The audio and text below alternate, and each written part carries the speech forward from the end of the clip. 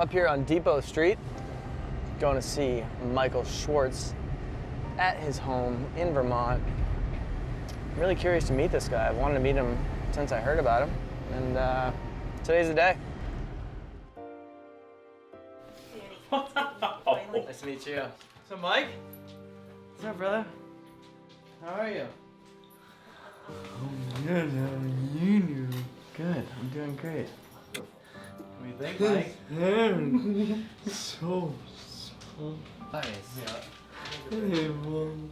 Yeah. Yeah. At first glance, when you look at Mike and I, you may not realize how much we have in common. But every head injury is different. One thing is certain though, if I had worn a helmet, I wouldn't understand Mike's current struggle. And if he had not worn a helmet, he might not have made it.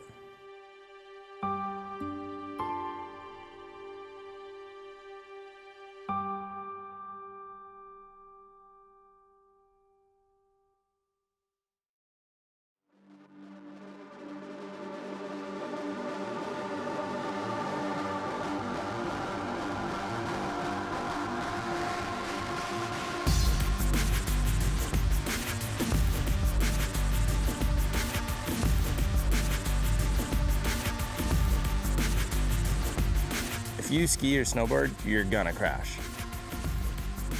You know, knee injury or broken bone or what have you is nothing compared to a serious head injury. I mean, you need your brain.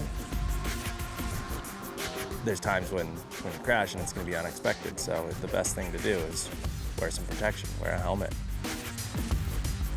It's become common knowledge today that head injuries and small hits on your head, small concussions, are accumulative and they affect you down the road.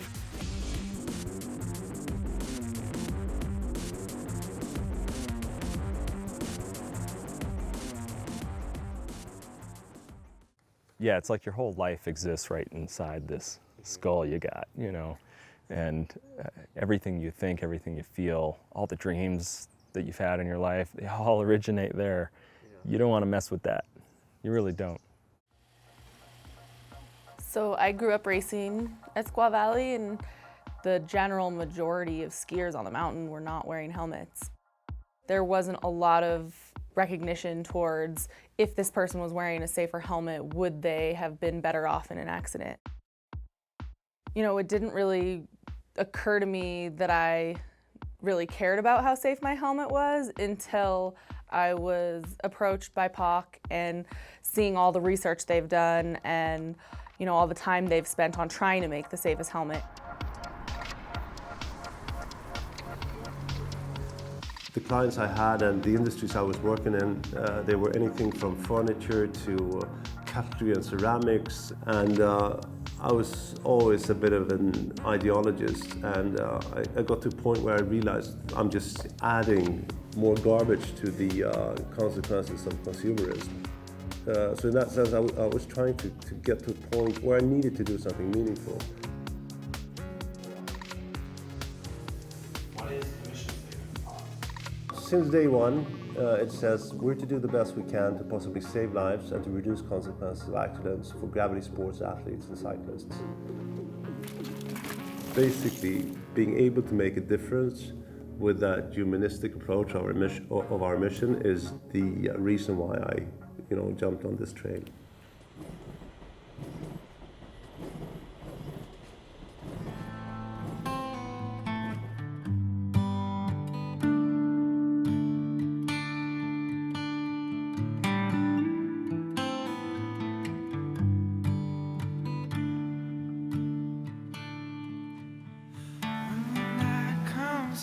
Hey, Dan, stay with. These guys are just trying to help. Everybody here wants to help you, Danny. Just a day with my friends and I at your local resort, and it was just a super simple jump that I had been hitting all day, really, and as far as we all know, I caught my heel edge, and from that point on, I don't remember anything.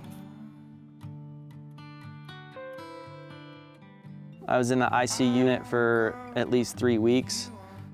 I underwent 4 brain surgeries, 2 craniotomies, and 2 spinal fluid drains. It was super scary for me waking up in a hospital not knowing how I got there. You're pretty lucky? Totally. I think I'm insanely lucky that I'm alive. Sure. Maybe if I had a helmet on, there's probably a good chance that I wouldn't be in this state. There's a really good chance I wouldn't be this messed up. It could have been avoided, you know, had I had a helmet on that day, the doctors said it just would have been a severe concussion. So it was really frustrating to know that in the end it was my fault. Stupid mistake. Oh, I see.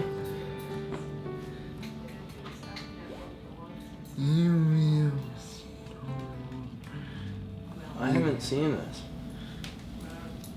A snowboarding comedy? You want to watch it? Okay.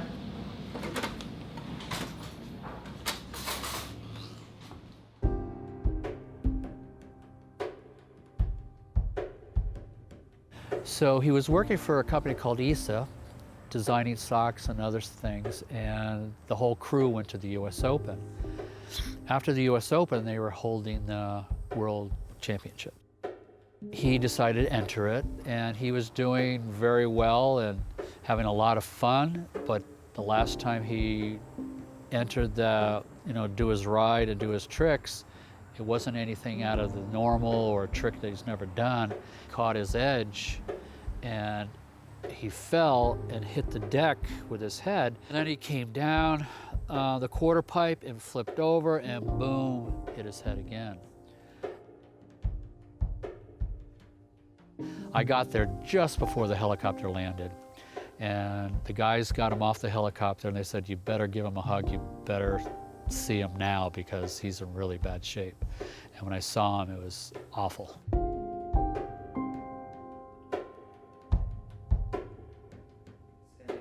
In most cases, when people experience traumatic brain injuries, the consequences are so severe and tough.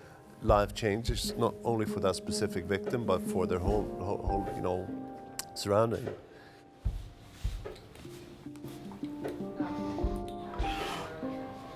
What do you want to watch the UVM snowboard video? What did I think of the UVM snowboard video?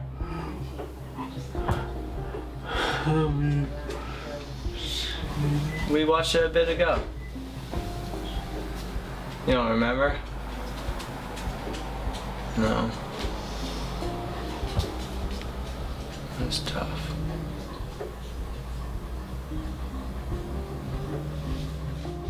Because we always speak about life and death, but we never speak about those that are victimized and that that need to live with a handicap for the rest of their lives.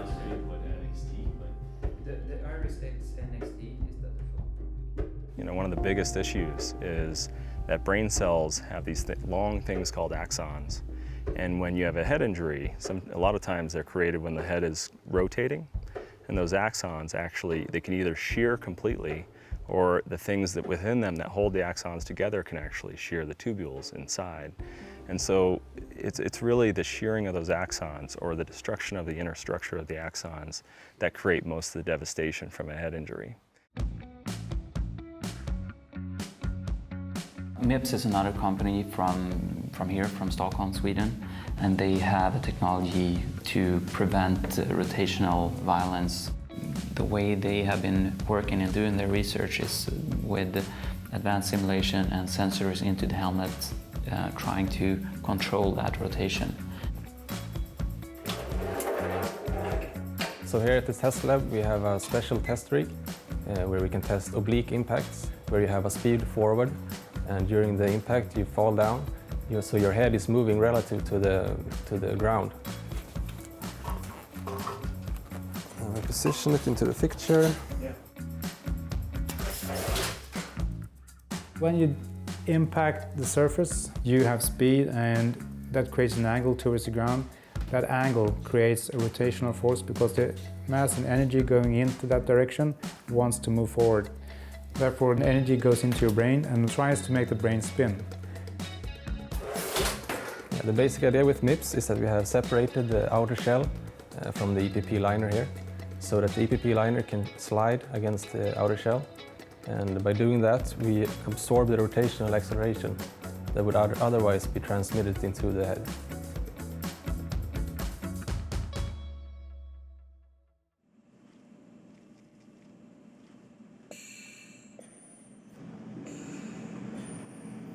Danny, wiggling your toes.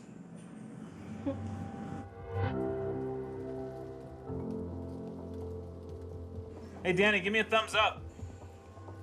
When I woke up in the hospital and put the pieces together as to what actually happened to me, I realized that this is gonna be the hardest thing I've ever gone through in my life, and that I was really gonna have to work super hard to get back to normal, or as close to normal as I could be.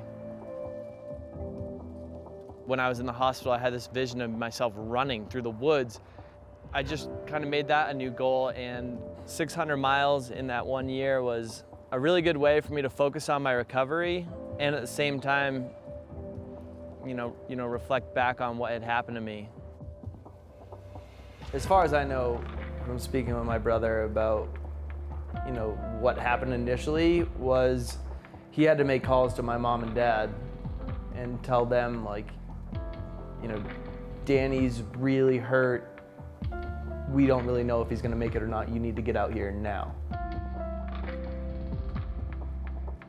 Yeah, this whole injury's been really hard for me, but at the same time, it was way harder for my friends and family.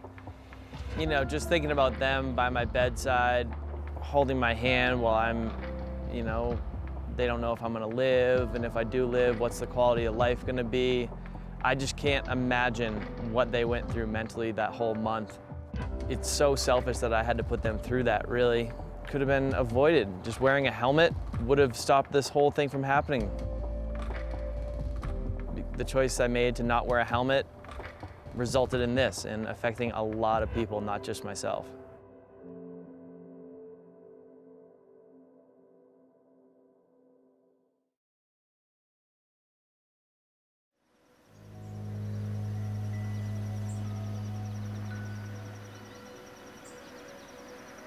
On down. I hear we have some blueberry chocolate chip pancakes coming up. Mom's cooking. It's just fantastic. That's what makes everything just wonderful.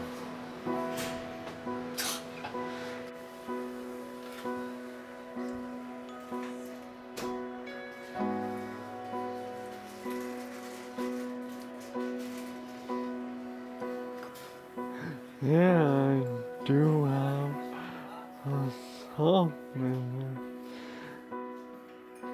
It's just fun creating designs and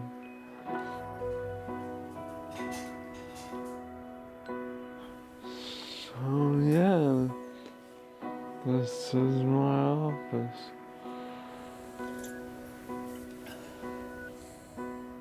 Did he start this before his accident? No, this is hasn't even been a year yet. Really? Yeah. Wow. Mike said, I want to design, I want to go, this is what I want to do. So he gets down at drawing, and then we do cut and paste, work on the computer. Yep. And we've made a book, so if people ever ask, they can see, well, how does he do it? Yep. This is what he does. Now, Cool. This was for nationals. He came up with his design, what he wanted. Here's the boss. I know, I'm trying to find John out. and I worked for him on the snack guy and the music band. Yeah. Having like personal goals like that, he's gonna be fine. And you must know what that feels like too. Oh yeah. You Yeah. know? The initial one was get back to snowboarding. That was the most important thing to me. So it was like, okay, what do you have to do that? And it was go to the gym 6-7 days a week and do physical therapy and all that stuff. Danny was telling us how goals have pulled him through too, Mike. I wanted to go to the US Open. Now I'm like, that's a pretty selfish goal also, to do that. So now I'm gonna start getting into public speaking, I think, and like share my story and hope to show people the importance of wearing a helmet, because I never wore one ever. So snowboarding is just like, and skiing is like you're cool when you don't wear a helmet because it shows you're that confident. You hit the nail on the head. That's exactly what it is. It's like I'm so stylish and flashy, and you know, I'm so good at this that there's nothing could happen to me. I'm untouchable. Right. But then it happens to me, Mike, Kevin, like several people, and it sucks that it takes that to like open your eyes to, okay, what are we doing? Why was I doing this crazy stuff without a helmet on? You know? Right. And look what a helmet did. I mean, Michael would have been. I mean, I don't think he would have survived without a helmet. No way.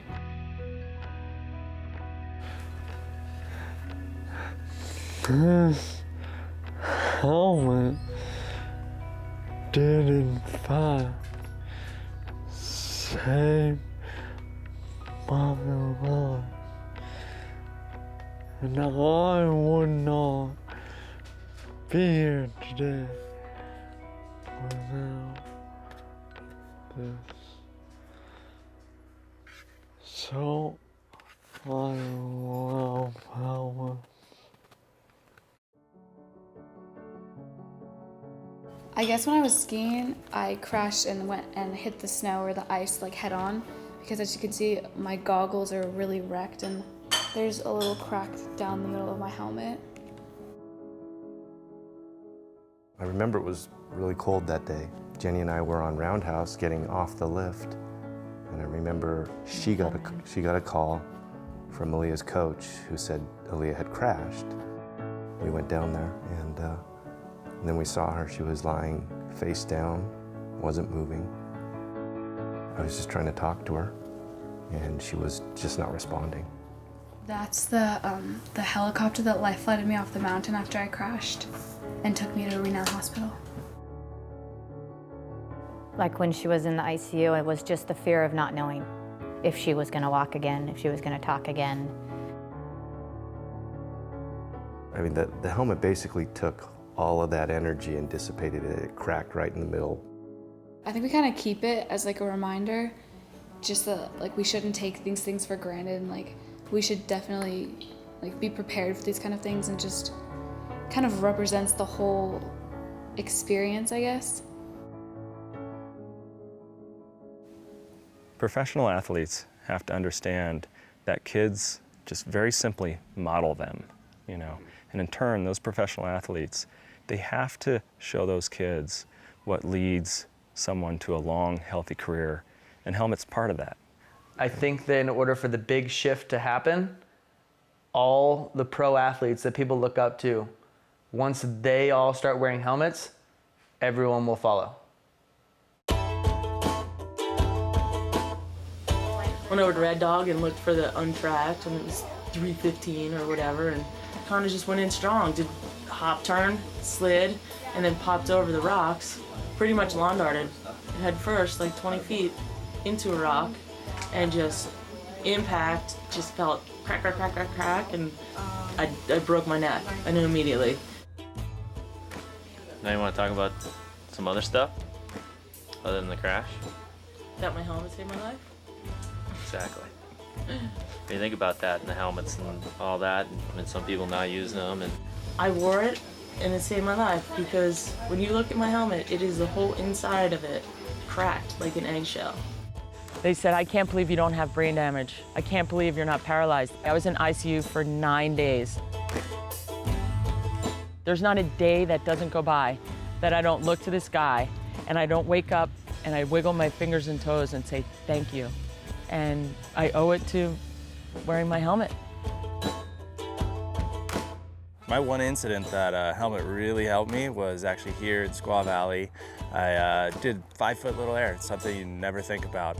Back of my head went right through a branch that was like 3 feet off the ground, and I didn't feel a thing on my head. Although the helmet was pretty much ruined by that point, I can only imagine how ruined my head would have been if I didn't have my helmet on.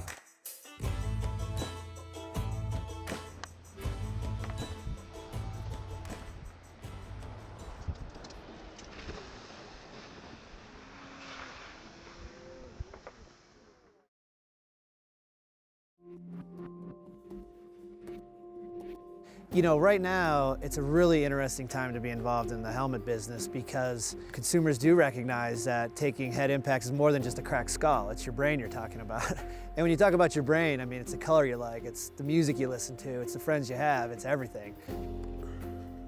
The first EPS helmet, which is every helmet that exists today, was introduced in 1974. Virtually nothing has changed until recently.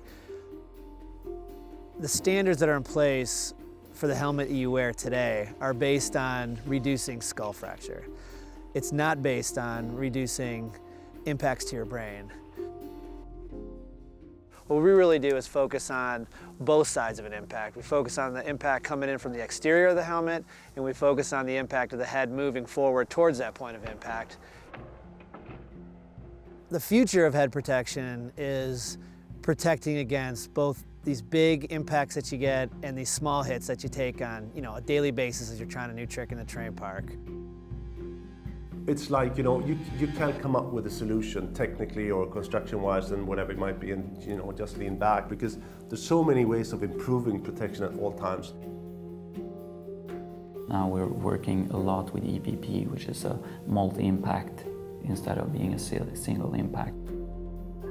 When we started this project, we put accelerometers in the helmet and we made readouts during ski racing. We asked the skier to hit the gates a little bit more often just to get more readings. And we find that the hits are actually coming up to 100 G. Most current research being done indicates that a concussion happens, you know, somewhere around 90 G up to about 150. Still, we have a EPP liner, but we reinforced the forehead here to be able to take care of the abuse from the gates and save the EPP helmet for the real crash. What I see in the future of helmet production and impact prevention is really a movement towards continuing to protect against these big impacts that result in these incredible G-forces, but also focusing on these impacts that are maybe 100 G, that are right in there on where a concussion starts to become really an issue.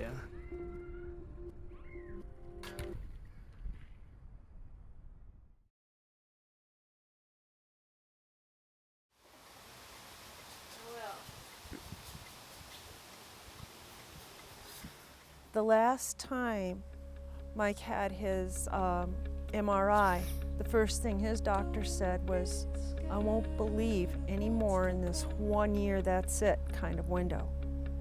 Not after seeing today and the strengthening inside the brain, what's happening. And he's way far along from where they ever thought he would be.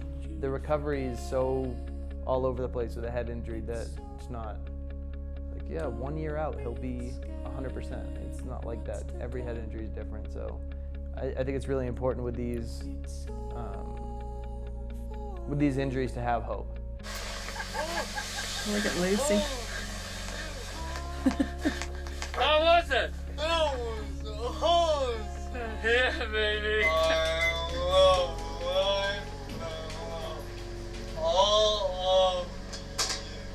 Great. Boy, it can happen, you know. He works so hard. And as soon as I go in to say hi, Mike, they're all laughing. They say, "Hey, Mike, take a look at your dad's pants." And he goes, "Ha!" And he wouldn't stop. The nurses were dying. But ever since then you knew that humor was so important for healing.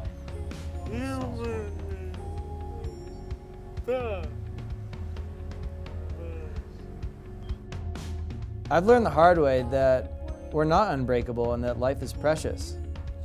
I'm so thankful to be alive and for everything that I have. Be smart and be safe. Why not wear a helmet? Helmets are cool.